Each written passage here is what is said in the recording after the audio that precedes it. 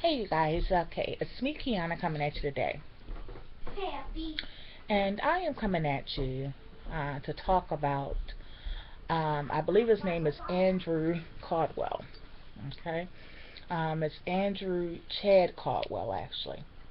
And you may not know him by name, but I'm pretty sure you know him by what's been going on and his phrase of "I'm not gay no more." I said I like women's, no more men's. Um, yeah. Okay. I'm kind of like, I have like mixed feelings about this. For one, let's talk about the event he went to uh, with the collegiate church. Okay. Um, I find it interesting that all the list and the host of things that that church did that weekend in the community to benefit the community all has been forgotten and overshadowed by this one um, individual and what he said and what he wanted to be delivered from. I find that not only interesting, but I find that tragic. Because they actually did food drives. Um, they actually helped with, I believe, paying electric bills, avoiding evictions. They had all kinds of health checkups that you can get for free, dental checkups that people got for free. They were basically there as a convention for the community, and of course, entwining the spiritual aspect in it. Now, the collegiate church is quite, it can be kind of like an acquired taste for some. They do things a little differently, as you guys know. Um, some would say they're a little bit more passionate. Some would say they're a little bit more uh, elaborate. No, no. Um, some would say some would say they are just um,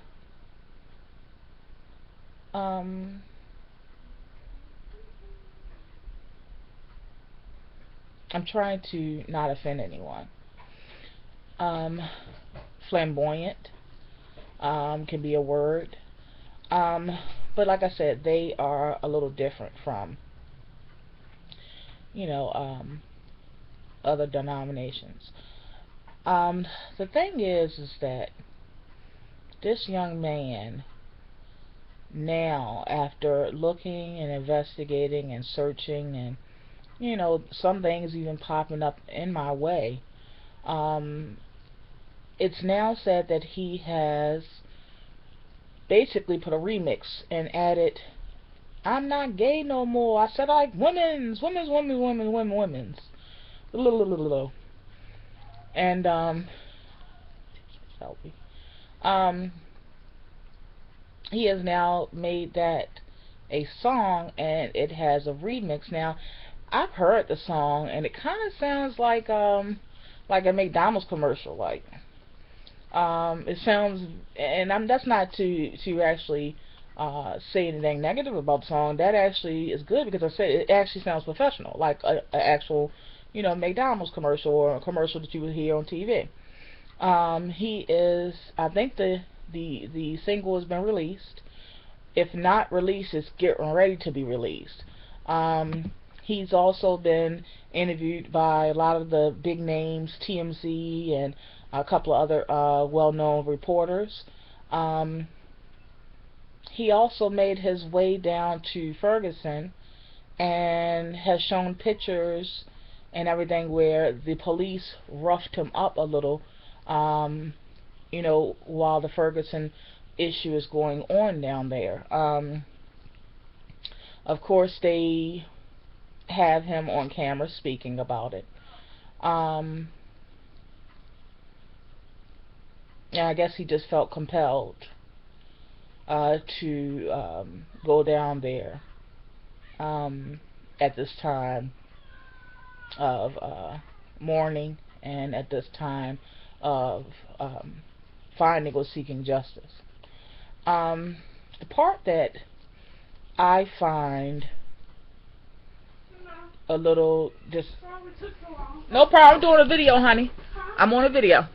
The problem I have with people really, the problem I have is that a lot of people are, it's almost like he's using that situation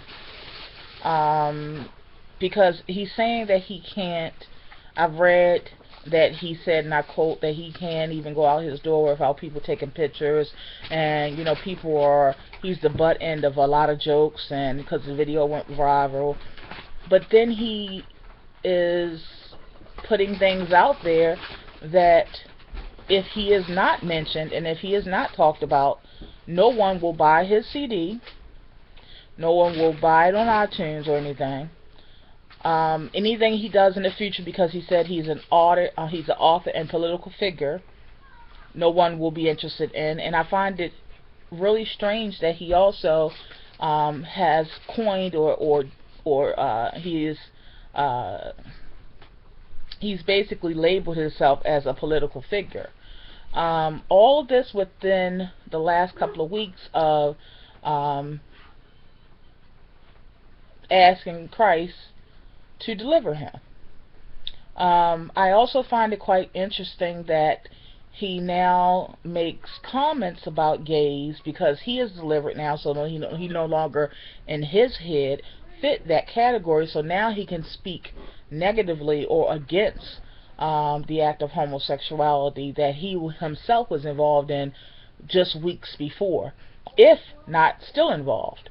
But he has openly made comments against gays, and it just shows you how soon we forget where we came from. I'm not saying that he should be cheering anyone on if his beliefs is not that homosexuality is a sin. It is blatant blasphemy against the Lord. Even if you have those thoughts, you have to remember to handle that subject and people that are homosexual with care, because after all, look how you, Mr. Andrew, were handled in your lifetime. And I'm pretty sure, being that A, you're a black man, and B, you're a homosexual, I'm pretty sure that you were mistreated in the duration of your life thus far. I'm pretty sure you were mistreated in your lifetime. So we have to be mindful, even if we change, or even if we have changed anything that we attempted to change, we have to be mindful once we change, once we have made steps to actually say we are no longer that, we have to be mindful that we were that same people that we're talking about.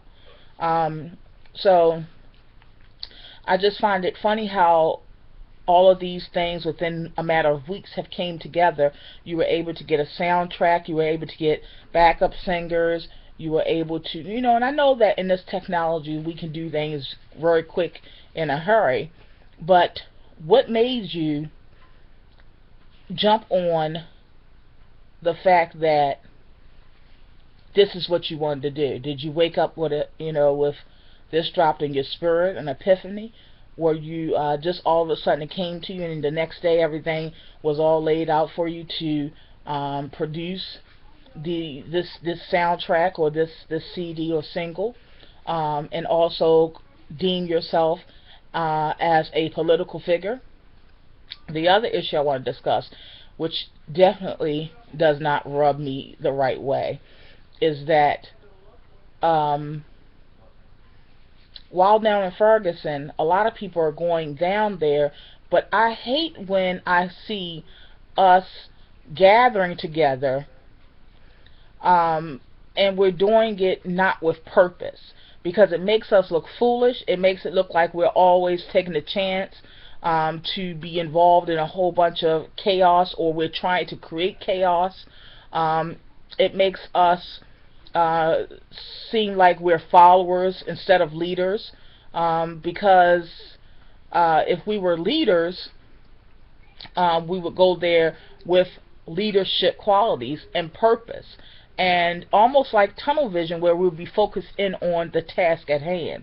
But I can't stand it when we see people going down there, being involved, but their focus is not on the task at hand. Their focus is not on Michael Brown. Their focus is not on Michael Brown's family. I find it quite interesting that when he went down there, they have footage of him and a group of other people just, all around him, and he was asking, meaning Andrew Caldwell, was asking, why are y'all mocking me? Thank you, babe. Why are y'all mocking me? He was asking that to not only the crowd of people that was around him, but he was asking that to, you can leave that in here, he was asking that to the individual guy that he was talking to, sort of like the leader of the group.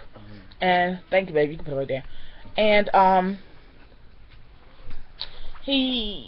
find it, he was like, well, you're mocking me, tell me what you've been delivered from. And he just kept asking the guy, and the footage cut off. It only was 15 seconds for some reason. But I find it quite interesting, and it kind of angers me in a way that this would even be brought up while you're down there. Supposed to be seeking true justice, supporting the community down there, and supporting Michael Brown's legacy, if you will, and his family. And you're down there, arguing, or y'all are all bickering or laughing and tee-hee and giggling about a guy that said he was delivered and he's not gay no more and he don't like men's no more.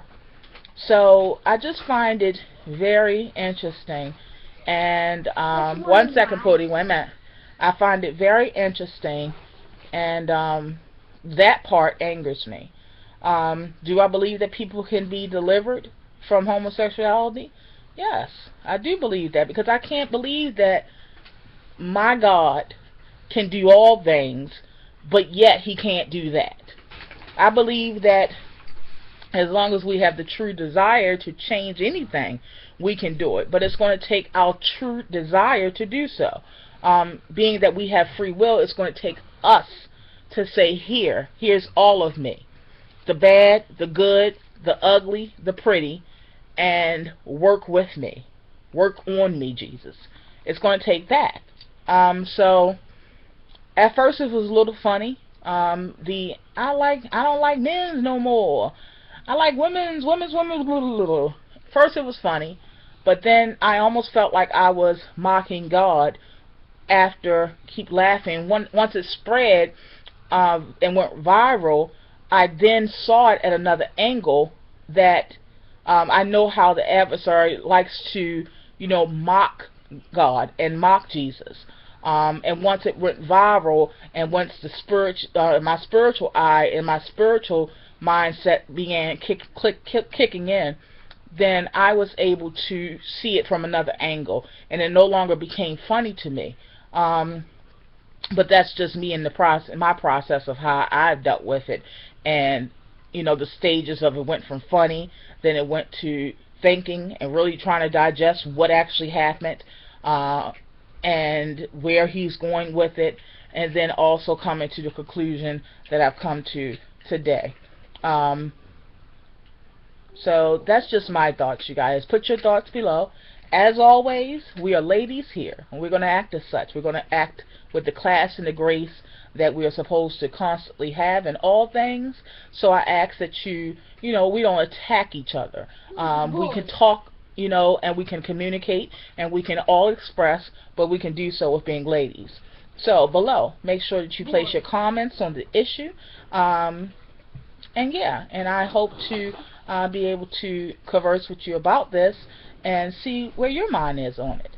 So, alright you guys, I'll talk to you guys later. Please thumbs up this video. It encourages me to continue to share, and it says that you find value in that of which I do. Alright you guys, so I'll talk to you guys later, and be blessed.